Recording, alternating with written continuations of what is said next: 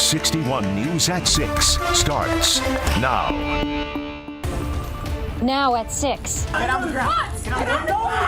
A dramatic takedown leading to an arrest following a deadly crash in Waterbury. Officers and people at the scene put into even more danger when a driver raced through the crime scene.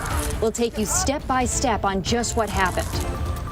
A cat hoarding case now in court. Animal rights activists hoping it never happens again. What you hope in a case like this, because there's always a risk of reoffending, of hoarding again. And bothersome bobcats? Environmental leaders sounding the alarm that these animals are finding homes in urban areas. Plus, interest rates on the rise again.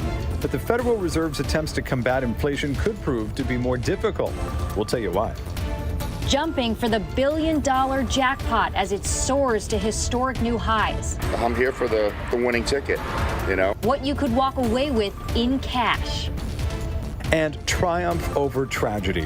One father making moves step by step as he left the hospital, all to make his daughter's wish come true. The Fox 61 News at 6 starts right now. Good evening. Thanks for joining us here on the News at 6. I'm Ben Goldman. And I'm Jen Bernstein. Last night in Waterbury, a very close call for Waterbury police officers as they were investigating a pedestrian fatality. It was about an hour and a half into that investigation when they encountered something completely unexpected, and it was all caught on police body and dash cameras. Fox 61's Tony Tersey joins us live from Waterbury with a look at the revealing footage. Tony.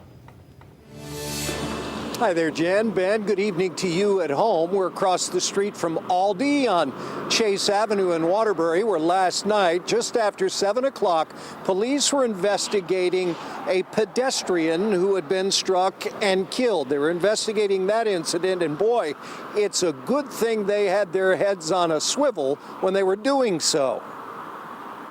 As police investigated a vehicle versus pedestrian fatal, which took the life of 42-year-old Merton Larmore of New Milford, this black Jaguar shouldn't have been driving through the scene. But the driver, 35-year-old Myrese Hodge, disregarded police instructions, backing up and smashing into a police cruiser before coming back toward cops. Get out of the car! Causing one officer to lose his body camera, and Hodge, with multiple felony convictions in tow, took off. That car was seen by Waterbury officers a short time later.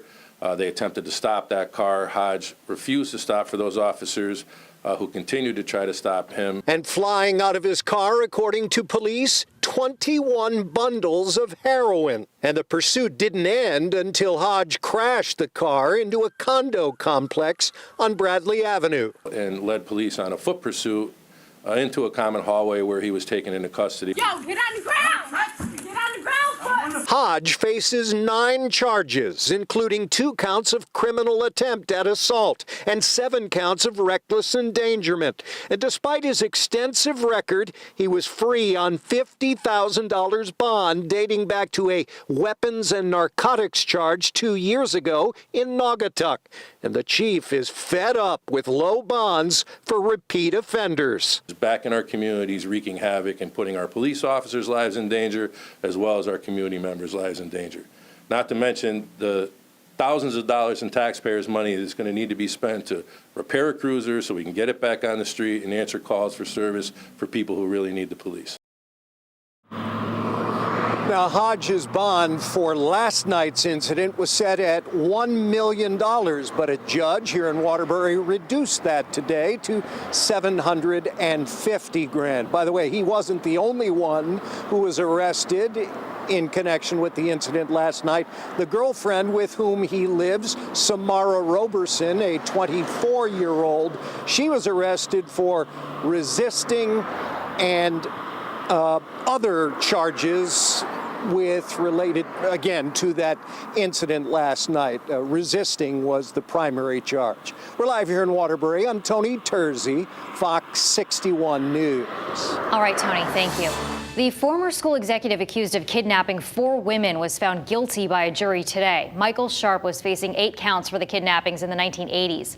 Police say he allegedly attacked at least 2 of the women involved, but he wasn't charged for that since the state's statute of limitations expired. Sharp is facing up to 100 years in prison. His sentencing will be on January 9th. Police in Hartford are looking for a man they say is involved in a homicide. Take a look at this picture. Police say this man is a suspect in the death of Dominic Battle. The Manchester man was found shot to death along Maple Avenue back in August. If you know who the suspect is, call Hartford Police. Tips can be submitted anonymously. There was a massive police presence in Milford this morning as police responded to an armed person they say may have been having a mental health issue inside of a home on Bridgeport Avenue. Milford police say they saw a person with either a shotgun or some type of long gun. Police said the man in the house called 911 just after midnight and told police that he shot at the lock of his apartment door. Police, though, have not confirmed that at this time. Nearby houses were evacuated as a precaution. Those evacuated have since been allowed to return to their homes. Police did open the neighborhood back up around 10 a.m. and said there is no threat to the public at this point. Moving on here, we're learning new details tonight about the 3 Litchfield County people accused of hoarding more than 100 cats inside their home. They appeared in court for the very first time today. Fox 61's DeAndrea Turner was there and has more on this case. Guys, while this is only the beginning, I talked with an attorney who is representing one of the plaintiffs and an animal law advocacy group about what they want to see happen next. The arraignment of 3 people accused of hoarding more than 100 cats lasting less than 3 minutes on Wednesday. Marissa O'Brien, along with Laura and James Tommen, all told that they have to have no animals from here on out and to comply with any further rulings from the Department of Children and Families regarding the 2 minors who were living with them at the time. During the arraignment, their attorneys given the green light for them to apply for an accelerated rehabilitation program. It's a diversionary program in which, if the court grants it for, in this case, because it is a C felony, for a good cause, that my client would enter into this program with whatever conditions the court wants to set, and if successful, the charges would be dismissed at the end of it. There isn't a guarantee that the 3 will be accepted into this program. That decision is left up to the courts, which takes up to 4 to 8 weeks to know if they are approved. Animal law advocates are hoping that something like this happens. What you hope in a case like this, because there's always a risk of reoffending, of hoarding again, is that the people get the help that they need, that they get mental health care, that what's done is appropriate to help them not reoffend. If they don't get into the program, then the prosecution will move forward. And while the arraignment was short, the arrest warrants for each person charged are long. According to those warrants, the complaints first came in June of this year, including reports of such a strong odor of cat urine and pneumonia that it became unbearable for responding officers. We honestly thought it was their septic or their sewer because the smell was that bad. The warrant continues with details of the cats being covered with fleas and suffering from severe upper respiratory and eye infections.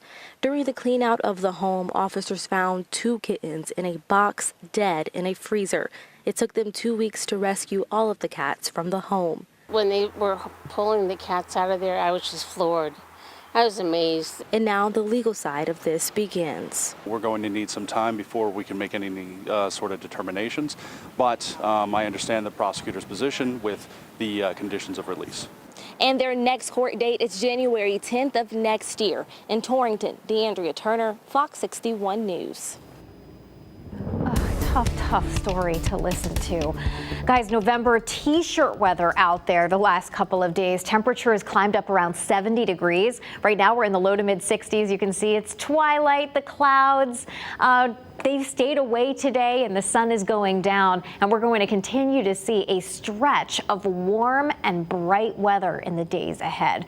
Right now we're looking at temperatures in the low to mid 60s. As we head through the evening tonight, 10 o'clock will be close to 50 degrees, and we'll see overnight lows that'll dip back a bit cooler than they have the last few nights and following mornings. We're thinking between 35 to right around 40 as we head towards daybreak tomorrow, but a big rebound in the numbers as we head through the afternoon afternoon. So patchy fog or patchy frost to start off the day tomorrow. And then we see the temperatures climb into the mid and even upper 60s as we head through the afternoon with bright sunshine. It gets even warmer heading into the weekend. Records could be challenged, but it comes at a bit of a price. We'll explain coming up. All right, Rachel, thank you. Tonight, the Federal Reserve is raising its benchmark interest rate by 0.75 of a point for the fourth straight time. The highest level in 15 years. The Wall Street Journal reporting that consumers and businesses are less reactive to the higher cost of credit because of pandemic-fueled savings, lower borrowing costs, and stimulus checks. This could mean rising interest rates for a while as the Fed tries to tame inflation. Another chance at winning big tonight. The Powerball jackpot now at $1.2 billion. Fox 61's Gabby Molina live in East Hartford tonight with more on the excitement as people get their tickets before tonight's drawing. Gabby, is it busy over there? It is busy. It's been a non-stop really line of people coming in and out, and everyone is asking for the same thing. They are all asking for the Powerball. And here's the thing, Ben and Jen, I know that the odds, they're not great, but I'm really feeling positive tonight because I just keep telling myself someone is going to win it eventually. And why not me? It could be me. It happens. People win it. And we're talking about a crazy amount of money here. I mean, look behind me. This sign is old news, $999 million. We've done laps around that number. The jackpot that we're talking about tonight, $1.2 billion. This is the largest Powerball prize in the last 6 years, and it is the fourth largest overall in U.S. lottery history, the second largest in the entire Powerball history. So this is a huge jackpot that we're talking about here tonight. Now, the last time that someone won the jackpot was back in August. Since then, every drawing, it's been growing more and more. There's been 38 drawings since someone last won the jackpot. So really, all eyes are going to be on tonight when those numbers come out to see if tonight is the night that someone wins big. Now, if someone does win, they have the option to get it in payments over 29 years or get a lump sum of $596.7 million. We caught up with first-time Powerball player Lex Velez. He's taking a chance tonight, and he says he knows what he would do.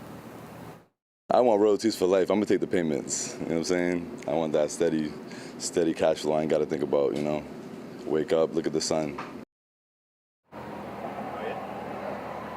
And we just talked to someone else who said, you never know what's going to happen. So he'd rather have the money up front as well. So again, all eyes are going to be on this drawing tonight. You can watch it on the CW20, 10:59 p.m. right after you watch the Fox 61 News at 10 o'clock. Live in East Hartford, Gabby Molina, Fox 61 News. A lot of money, Gabby. Thank you very much.